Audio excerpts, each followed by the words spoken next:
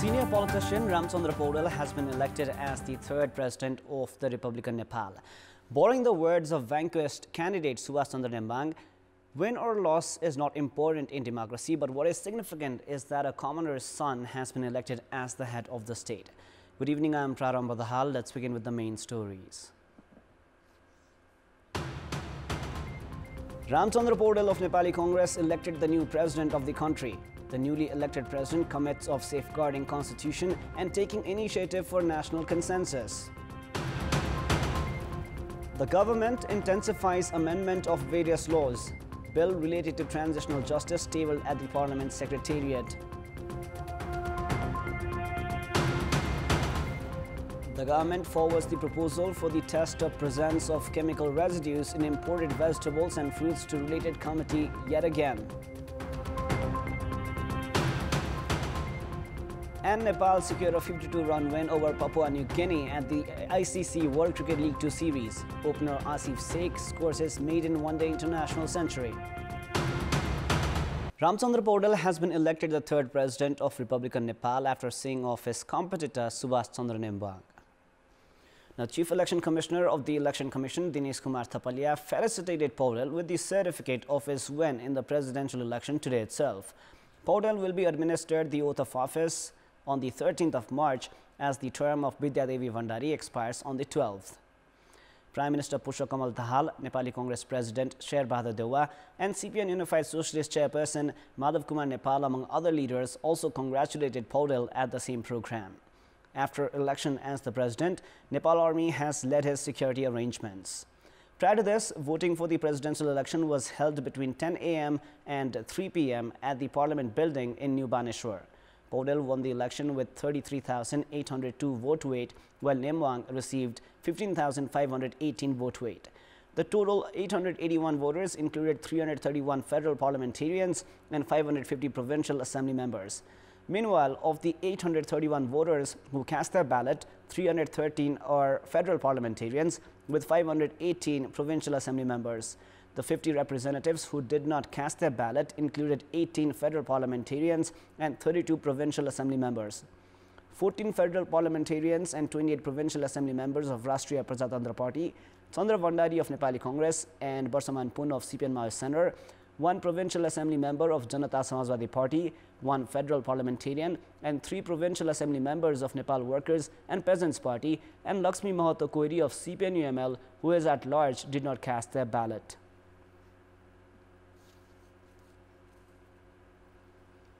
Now, following his election, the newly elected president Ramchandra Paudel has committed for safeguarding the constitution and taking initiative for national consensus. Emerging out of the parliament building after his election win, President Ramchandra Paudel remarked that he would remain committed for the safeguarding of the constitution.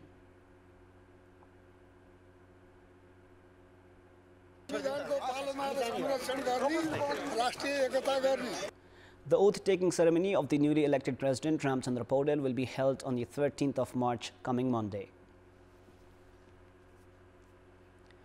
Elected the new president of the country, senior Nepali Congress leader Ramchandra Paudel was the common candidate of the 8-party alliance. Paudel has been elected the president 28 years after serving as the Speaker of the House of Representatives. Ramchandra Paudel, who was born in Vyas of Tanahu on the 14th of October 1944, has been elected as the president of the country after 63 years of active involvement in national politics. The veteran Nepali Congress politician has served 6 terms as the parliamentarian, 5 times as the minister, and 1 term as the Speaker of the House of Representatives.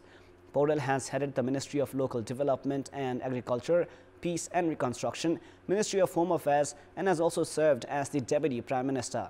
He has also spent more than a decade behind bars. In our Public Voice segment, we've asked about their suggestions for the newly elected president. Let us now take a look at what they had to say. Public Voice. राष्ट्रपतिकै काममा रहनुपर्छ। देशको शासकको रूपमा भन्दा पनि जनताको सेवकको रूपमा काम गर्नुपर्छ। आउनुभएका राष्ट्रपतिहरू जस्तै विवादमा नआएर कानुन सम्बद्ध चल्नु पर्यो। गाडीहरू जाम गरेर कार्पेटै ओछ्याएर त्यस्तो स्थिति नआओस्। सेरोमोनियल अभिभावक बनेर त्यो अभिभावकत्व गरिदिनुपर्छ अबको राष्ट्रपतिले चाहिँ। राष्ट्रपति जनतासँग समान रूपले हिँड्न सक्नु पर्यो। समृद्ध विकास बनाउने चाहिँ प्रेरणा दिने खालको चाहिँ साझा राष्ट्रपति हुनुपर्छ। संविधान सम्बद्ध रहेर चाहिँ निष्पक्ष भएर राजनीतिक दलभन्दा माथि उठेर चाहिँ उहाँले चाहिँ अभिभावकत्व चाहिँ वहन गर्नुपर्छ। राष्ट्रिय गरिमा मर्यादा संविधानको संरक्षण अभिभावकको रोलमा बढी भ्रमणमा ध्यान नदिई देशलाई समृद्धिको तर्फ लैजानु पर्यो। अबको राष्ट्रपतिले जुन संविधान छ नि संविधान अनुरूप काम गरिदिनुपर्छ। राष्ट्र र राष्ट्रियता अनि जनताको विषयमा उहाँको योगदान पुग्नुपर्छ। पार्टीतर्फ ध्यान नदिकन देशलाई कसरी बनाउने, देशलाई कसरी सुधार्ने, संविधानको रक्षा र कार्यान्वयन गर्नु पर्यो।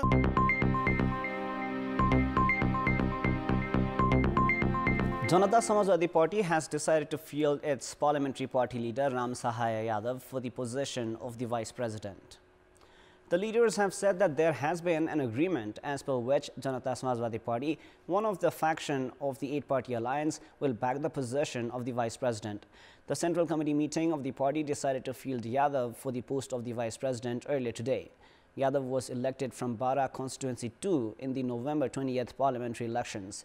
The seat vacated by Yadav would now be contested by party chair Upendra Yadav at the by-election. The Janata Samajwadi candidate Upendra Yadav was defeated by Janamat party chair C.K. Raut from Saptari Constituency 2. The hearing on the writ filed against Prime Minister Pushpakumar Dahal at the Supreme Court could not take place today. The hearing was scheduled at the bench of Justice Vishwambar Prasad Shrestha. However, the hearing could not take place due to time constraint. The writ petitioners Gyanendra Aran and Shivakumar Burathoki had arrived at the Supreme Court since early morning today. The hearing was deferred for tomorrow, citing lack of time around late afternoon. The writ petitioners have meanwhile complained that they have been receiving intimidating phone calls. The two writs filed against Prime Minister Pushpakumar Dahal over his Maggie Day remarks has demanded his arrest. The writs have made the Council of Ministers, Home, Defence and Ministry of Law as defendants. The government has registered the amended bill related to the Truth and Reconciliation at the Parliament Secretariat. The bill was registered based on the decision of today's meeting of the Council of Ministers. The government has intensified efforts towards amendment of laws as cases related to armed insurgency period are proceeding at the courts. Meanwhile, only a few provisions have been amended in the bill. An arrangement has been added which allows appeal at the special bench of the Supreme Court against verdicts of the special court which looks after transitional justice. Prior to this, there was no arrangement for appeal against the verdict of the special court. However, the government has made arrangements for amendments after a protest from stakeholders. The previous bill had set the term of the Truth and Reconciliation Commission and the Commission of Investigation on Enforced Disappeared Persons for 2 years, which has not been amended. The statute of limitations, meanwhile, has been amended. The time period for issuing a verdict on cases filed by one of the two commissions has been increased from 6 months to 1 year. The provision for general amnesty included in the previous bill has still not been amended. It is now time for a short break. The government has yet again forwarded the proposal for the test of presence of chemical residue in imported vegetables and fruits to the related committee. The meeting of the Council of Ministers today has also directed to present an amended proposal, including topics excluded in the previous proposal at the earliest. While presence of only 2 groups of chemical residues are tested at the moment, the Council of Ministers has said that test of presence of all kinds of chemical residues should be held and a ceiling for the presence of the chemical residues had to be set by the committee. Following the directive of the Office of the Prime Minister, the Ministry of Agriculture and Livestock Development has made preparations to enhance the capacity of laboratories. The government had begun preparations to manage the test of chemical residues in imported vegetables and fruits after criticisms regarding domestic agro products not finding market and having to compete with imported vegetables and fruits with higher chemical residue content. Consumer rights activists and agriculture experts had also been demanding protection of the fundamental right of the citizens to consume healthy food. Chemical residues of organophosphate and carbamate groups were tested before this in the laboratories of all the 7 provinces and the border points. Vegetables worth more than 16 billion rupees are imported in Nepal every year. Vegetables worth more than 9.5 billion rupees were imported in the 6 months of the ongoing fiscal year alone. It's the World Kidney Day today. Around 3,000 patients suffer from kidney damage every year in Nepal, while only 300 transplants are done because of complications in access to treatment.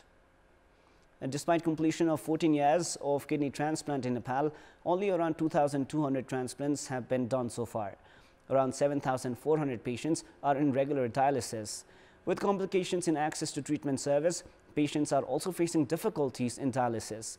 Doctors have said that complications in service delivery is a consequence of problems related to human resources and infrastructures. Kidney-related ailments are seen because of sugar, high blood pressure and kidney stone, among others. It is now time for our segment Public Pulse, where you text us with your opinion. Public Pulse. Before we ask today's question, let us take a look at the result from yesterday's poll. Yesterday we had asked, what should be done to face the challenges of the economy? 50% were for A, curb unnecessary expenses, 20% were for B, increase development expenditure, and 30% were for C, regulate financial institutions. And here is our today's question. What should be done to facilitate treatment for kidney patients? Your options are A, expand services in all provinces, B, boost infrastructure and human resource, and C, manage regular checkup. The voting is on. Type NEWS, select your option A, B or C and send it to 34001 to share your opinion with us.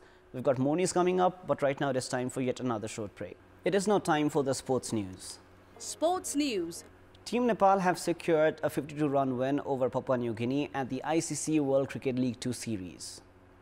Opener Asif Sheikh scored his maiden one-day international century and inspired an improved batting display from Nepal after the hosts were put to bat at the 3-1 University Cricket grounds in Kantipur. Sheikh and Vurtel added 110 runs for the first wicket. Sheikh top scored for Nepal with a run of ball 110.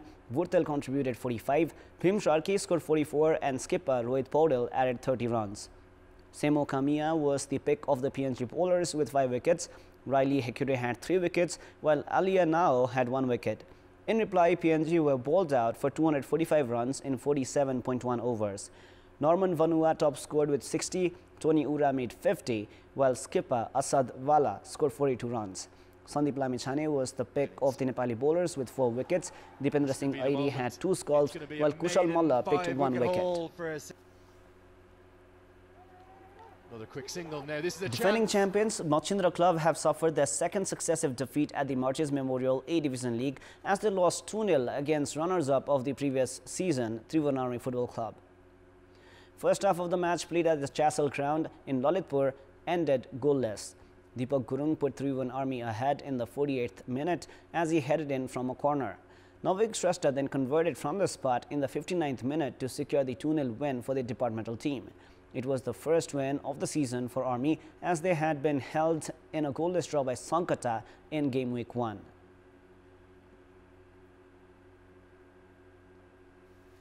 Jalakhel Youth Club have secured their second successive win at the A Division League with a 2-1 win over New Road team NRT. In the match played at the Anfa complex in Sadabato, all 3 goals were scored in the second half. Captain Simanta Thapa put Jalakhel ahead in the 68th minute, while Fode Fofana doubled their lead 11 minutes later. Sanjay Mishra reduced the deficit in the 80th minute for NRT, but they failed to score again in the match. With the win, Jalakhel have 6 points in the league, but are placed second behind Church Boys on goal difference. And Nepal Police Club have progressed to the grand finale of the 7th edition of the National Horizon Running Cup basketball tournament. In the match played at the basketball court in Dharan 17, Police secured a 87-79 win over organizers Horizon. Suyan Rai top scored for Police with 20 points and was adjudged the player of the match. Police will take on the winners of the second semi-final between Times College Kathmandu and Tribhuvan Army Club in the tournament decider. Up next is the weather update.